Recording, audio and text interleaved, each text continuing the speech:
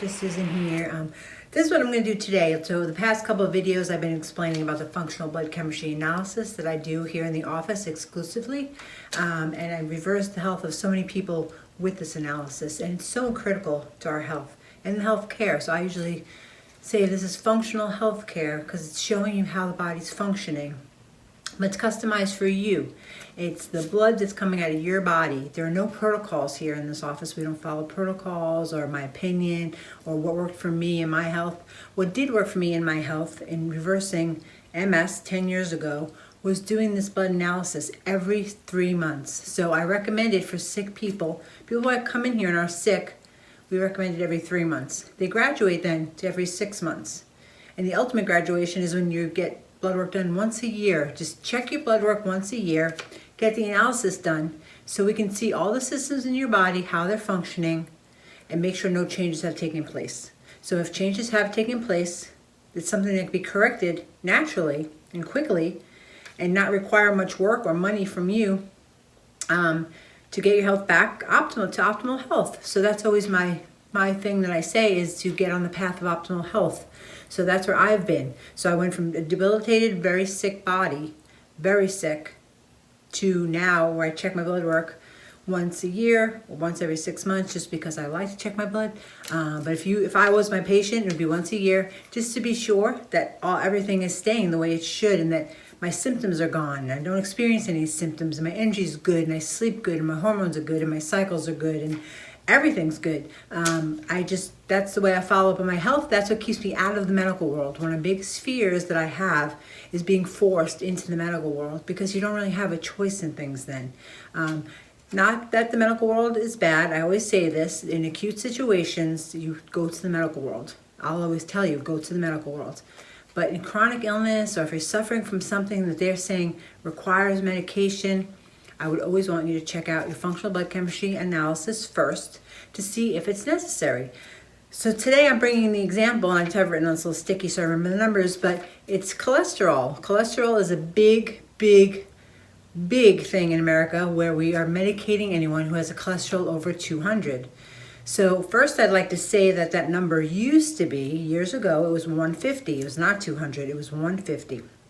The next thing I'd like to say is that you need cholesterol. Our body makes cholesterol. Why on earth would God have our bodies make cholesterol if it was dangerous and it clogged arteries?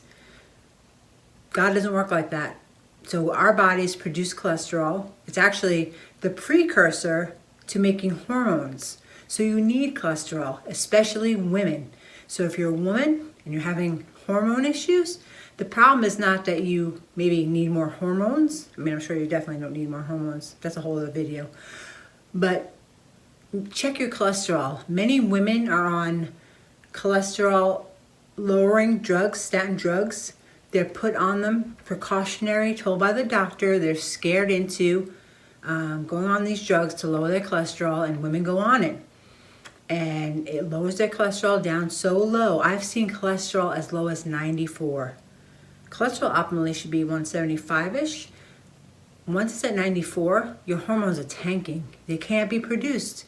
So in this office, when we look at hormones, just to say this quickly, we don't look at what the problem is at the hormone itself. We always look at what's causing it. So like I always talk about the iceberg underneath, the big mass underneath the water that nobody can see. So there's always precursors to hormones, to make hormones in our bodies.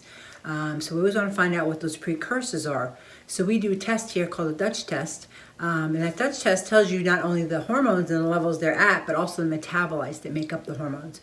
So it's a crucially important test, especially for women. If I say now over 40, and you want to get a handle on your hormones and know what's going on with them, and to be able to naturally take care of them so that they are always perfect, you don't suffer from a debilitating menopause, call us to get the Dutch test because it's a priceless test. And then I say that you should recheck it every 2 years. That's what I do. Every 2 years I recheck it just to make sure that my hormones are normal. So I don't suffer from any. I have some sisters who suffer from debilitating effects of menstrual cycles. I don't suffer from that. So that's something because of the work I did to reverse the MS in my body. It also helped my hormones. It also helped my liver. It also, many of the hormone conversions happen in the liver. It's all connected. Your body's all connected. We're not buckets of chicken. That's the medical model. It's always, your hormones are out, give more hormones, or whatever. Your thyroid's not working, give a thyroid medication. Our bodies don't work like that. I'm here to tell you, that's not how the body works. That's not how our bodies are created. It's not the way it works. So you have to remove interference from the body. So if there's interference in the body, you have to remove it so the body can heal itself. So you can heal yourself, even your hormones, ladies. You can heal your hormones if you can find out what the interferences are. Your hormones will normalize. I'm 50 years old. Many times women by this age, you are either in menopause, perimenopause, suffering from hot flashes. I don't suffer from any of that at all. And other people in my family have. So it's not, that it doesn't happen in my family. It happens in my family like every other family. It doesn't happen to me because I handle my health care like this. I always have. I have for the past 10 years. This is I'm 40 years old. So that's why I use 40 for a hormone marker. Is start getting your hormones checked now, checked functionally. Find out the metabolites of the hormones, what makes the hormones, find out where they are. Once you know, it's a matter of maybe a couple of supplements, to natural supplements to help your body create more hormones, and things will change for you permanently. So I've had people come here in the past be like, on the second day of my cycle, I have really heavy bleeding. You know what I mean? And it's like, okay, we need to find out why, what's going on. It's not, I don't just give pills to fix things. That's the medical model. Give more hormones, give a shot, give hormone replacements. That's not the way to handle it. You want to handle it in a more natural way. You want to see what the metabolites are. There are foods you can eat to handle hormones. But anyway, I'm digressing because I'm not here to talk about hormones, but it's all the same. It's like all the same information. So I was going to talk today about cholesterol. And how it's created in your body, and that's how I got onto female hormones, by taking too many statin drugs.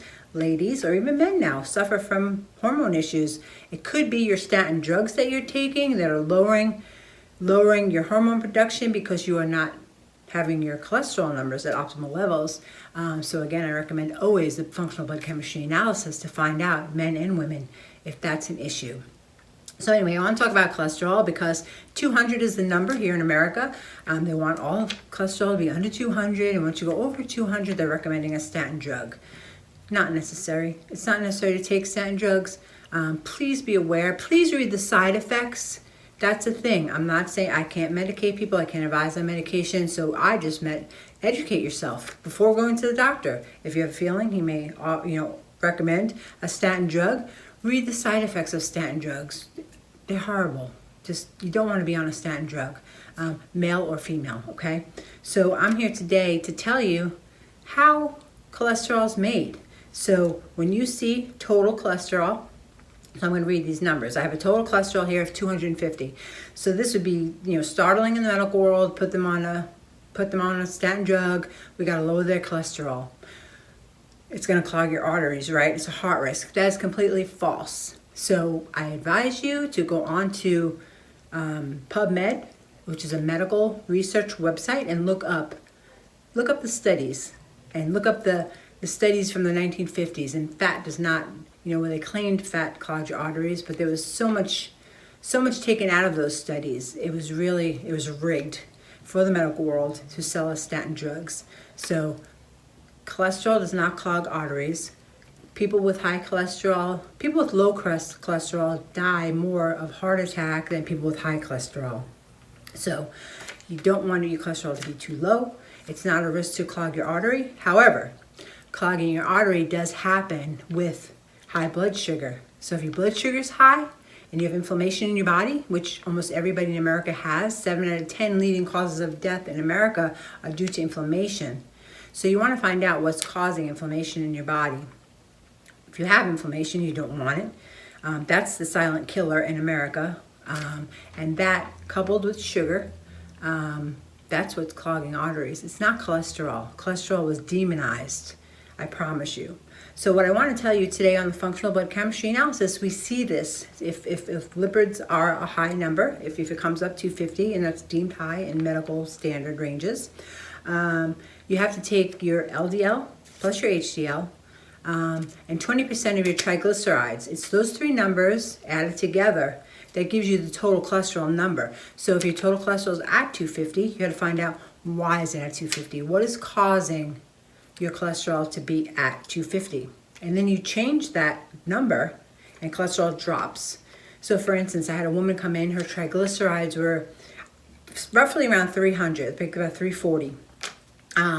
And she came to me because they wanted to put her on a statin drug. She didn't want it. So she went on my program 30 days. She went on a 30-day program. We did her blood work. She went on a 30-day program with us. We normalized her triglyceride down to 80 in 30 days with dietary changes, and her cholesterol number fell under 200. So see what I'm saying? It's those biomarkers combined that cause the total cholesterol number. So you need to find out what's on those three numbers, what's causing the number to elevate over 200. So now the funny thing is, in the medical world, they don't check your triglycerides anymore. So triglycerides is fat circulating in your blood. So that coupled with inflammation in the body, so the fat and the inflammation, and also sugar, like I said, high blood sugar, that's what causes inflammation. That's what's clogging the arteries. So you need to know your triglyceride number. So if your medical doctor's not checking your triglyceride number, you need to know it. We always check triglyceride here, always. We also check blood sugar and hemoglobin A1C. So blood sugar is like a one-time look at blood sugar, on the way to the lab, and you get your blood sugar taken when you get there. It could change 4 hours later. So it's a variable number, and I know that. So that's why I take hemoglobin A1C, which is a 3-month average of your blood sugar numbers. So those numbers need to be at a certain level. So for this person, they were at 6.0, which is a pre-diabetic number. So that means his blood sugar is high all the time into a pre-diabetic range. You don't want your blood sugar to be over 100, so I'll say that too. So you can get a lot of information in this video. You don't want blood sugar over 100, you don't want hemoglobin A1C over 5.4, I guess. This guy was 6.0, so that's a pre-diabetic number. His total cholesterol was 250. And the reason why his total cholesterol was 250, number one, is because his LDLs, the bad cholesterol, was 340. So you have to look at that. So in the functional world, that high triglyceride number is fat circulating in the blood, and it's because your body's fat is a sugar burner, it's burning sugar for energy. So every day it's burning sugar. You're giving it too much sugar. It's using its energy source is sugar. So in the body, you can have one of two energy sources working. It could be sugar, use sugar for energy, or you can use fat for energy. So when you switch from a sugar burner to a fat burner, the first thing that gets eaten up is the triglycerides in your blood, and triglycerides number plummet. It's like a miracle. Usually it's about 30 days to make that happen. So it's really simple to do.